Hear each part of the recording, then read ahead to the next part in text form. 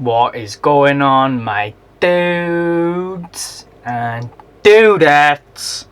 It's Sean here with S&S Serpentarium.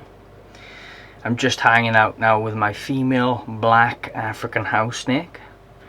She's decided that my hair is where she lives now. So today we're just gonna go through one of the last episodes of the Ultimate African House Snake Care Guide. If you're new around here, make sure you subscribe and destroy the notifications icon. If there's anything left on African house snakes you want to see, now is the time to say in the comment section below, because we are starting to bring the series to a close now. There's not a lot more topics I can cover, and there's nothing really I can cover at the moment other than this last topic, which is obviously breeding African house snakes. So right now I've got my female black African house snake. She actually isn't a proven breeder. She's obviously, just a young snake, okay? She's definitely, I wouldn't put her, anywhere near a male at this sort of size. Personally, guys, in my experience, you're better off waiting until the snake is 2 or 3 years old at least, and getting them up to over 300 grams, I would say. Alright. The reason I say that is because when you get them to that sort of size, you'll have more eggs with bigger babies, and then those babies then will be a lot easier to get going. So it's a lot better really for raising the young, and it's a lot less stress on the snake, which is obviously good. So that's what I would recommend doing for breeding them, is the female needs to be of a big enough size. It doesn't matter too much how big the male is, but he does need to be at least a year old and a fair size for a male of that age. And I would say as well, he needs to be eating consistently, because he'll use a lot of energy when he's breeding. What you want to do then is just pair him up 3 days a week, 4 days a week, doesn't matter, for about a month. You don't need to adjust the temperatures at all. These guys do not breed seasonally. They do not need any changes in temperature to breed. They'll breed readily. The only thing you want to watch out is if the female can smell food when she is breeding, then she may end up attacking the male. That's why you put them together for 3 days, then you feed the next day, give them a couple of days off, and then pop them back in. They breed like rabbits. What you want to do then is just keep pairing them up until she has her first lot of eggs, and then separate them, and then feed really heavily then after she has that first lot of eggs. For the first two or three meals after she's had her eggs, make it a little bit smaller food sizes but more frequently, and then you can go back to like a normal food size item, and then maybe do that slightly more often than what you would normally still though.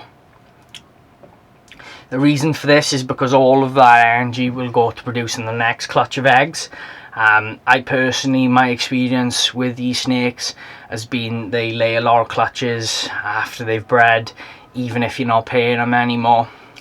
My female African house snake, the Cape house snake, she's laid 7 or 8 clutches since November, and she hasn't been paid since November.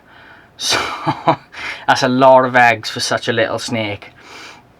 So these guys, they really do breed readily. There isn't too much complication when you're breeding them, but it is worth knowing those basic size guidelines and stuff like that, and age guidelines, just so you get your snake is healthy and the offspring that it produces are nice and healthy then.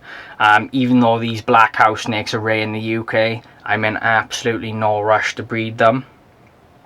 I let them grow at their own pace, and once they're up to size, then I will breed them, and then we'll go from there. Then I might even line breed them to get even more of a black colour, and even more of that rainbow effect you see on these snakes. they're really nice snakes to have. I'm really over the moon with them. So as far as incubation then, we just as well cover this in this video, seeing as it's a breeding video.